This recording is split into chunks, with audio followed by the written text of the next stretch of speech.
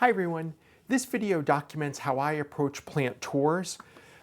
In the past 2 weeks, I got to see 6 different plants. This is Carl Schwartz's great circle map, which shows all the airports I flew in and out of. And it was really great to go see 6 different plants, sort of approach them with a fresh set of eyes and think about, what do I do when I'm taking a plant tour? And so I just want to dive right in and share that. And in particular, I thought what I would do is share with a couple things. So the first, what things do I look for when I am taking a tour? And in particular, what I like to do is I like to think about Little's Law all the time, and when I'm touring. And I like to understand, how much inventory is here. What's the arrival rate into that inventory location or the departure rate from it, to get a sense for what's the system time, how long is stuff sitting here, and also just an overall sense of the scope and scale of what am I actually looking at. So as a specific example, if I'm at a receiving operation and I see that this truck has, on average 40 pallets, and I look at the pallet locations and there's 1,000 of them, then I'm like, okay, how many of those 1,000 pallet locations are actually full? And how many trucks are arriving per day, to give a sense of how many days worth of parts are sitting here. Also, that notion of the 1,000 as the maximum is itself interesting, right? So those, I use Little's logic law sort of all the time when I'm taking these tours. I also want to understand, what looks out of place, right?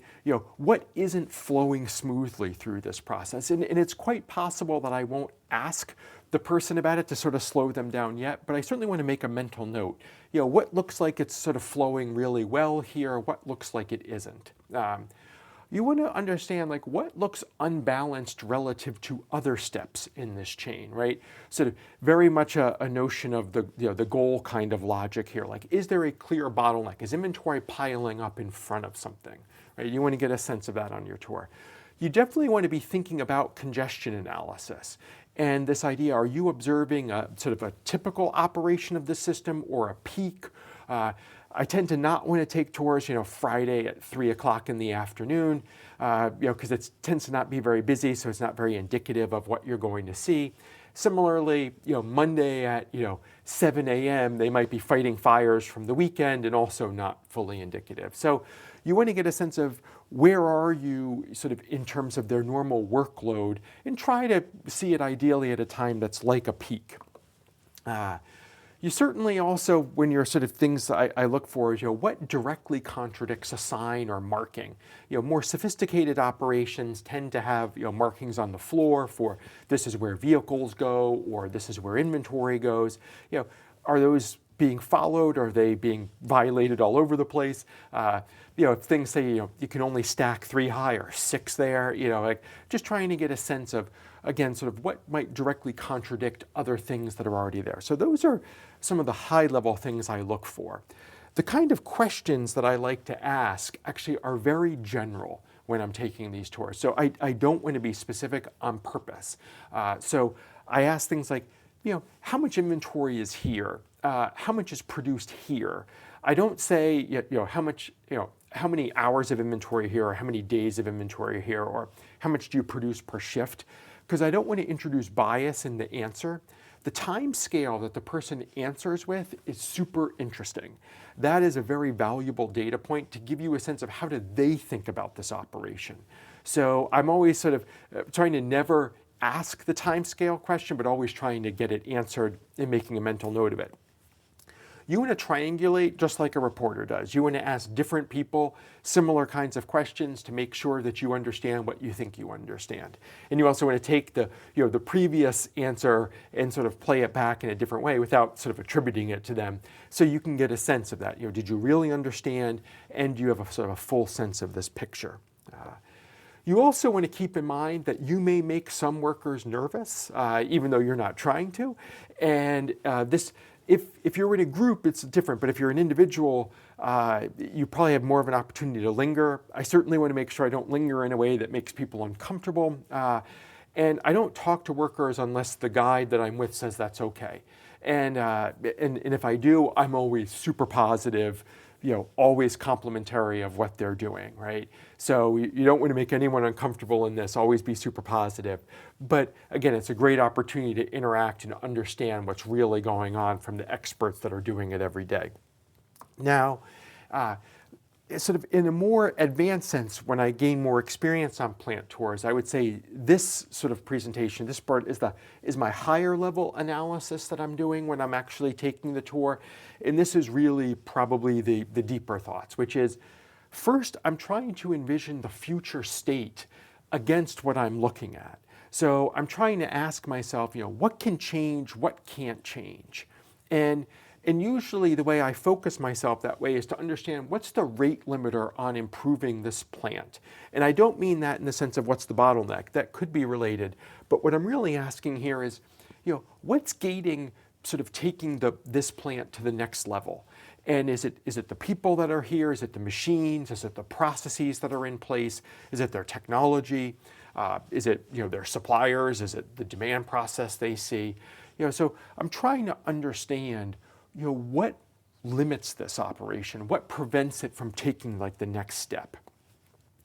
I also am trying to understand, what's the right unit of measure for this supply chain? Does this place make cars or eaches or pallets?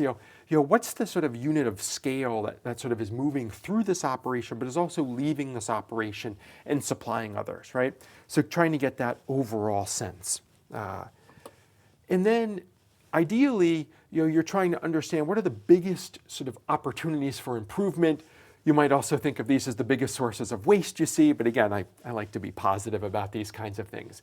So you're trying to understand, how much waiting are you seeing around, and why are you seeing it? Are you seeing a lot of idleness, right, in terms of sort of workers or machines? Are you seeing a lot of movement to actually get things through this facility? Either people actually sort of physically bringing stuff around, or just a lot of handling, or a lot of sort of movements across the facility that make it look like the facility isn't laid out particularly efficiently. You certainly are looking for excess inventory, for overproduction. But also, again, this may take a little more. In some places it's a little easier to see than others. But are there a lot of defects? Is there a lot of scrap here? And if so, why, right? So any of these opportunities that you identify, I like to find them and just have a conversation about why they're there and what you're seeing. If you can do it in a way that you don't actually remove it from an item and cause like a disaster, it's useful to see, are there tags that you can read? So that you can see, like, how long has this item been here, wherever it is? Can you see the routing for how it got there? Like, how complex was the flow to get it there, right? Those are the kinds of sort of higher level, sort of reflective kinds of questions I like to think about when I'm going through the tour.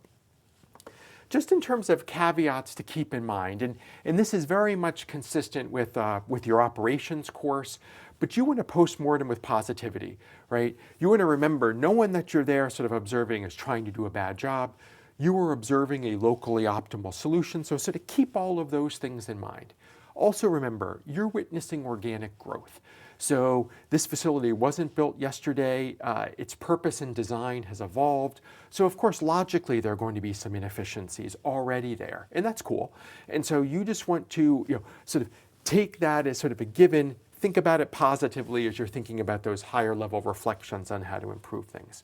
You want to keep in mind, not everyone is probably as passionate about the job as you are, right? So in this world, some of the people you're observing there, they might have other jobs, they might have hobbies, other things outside of this. They don't just sort of eat, breathe, sleep sort of this job. So while they're passionate about it and care, they might not be as passionate as you. You want to sort of make sure you equilibrate your passion there in that discussion. And now let's jump back over to the board for some final sort of reflections. And in particular, what I like to think about when I think about these tours is that they are just an incredible gift to use this opportunity to learn something new. What you are seeing here is how other companies really solve their problem today, right? It is truly what they are doing. So it's just awesome for you to get to see that and get to reflect on why they're doing it that way.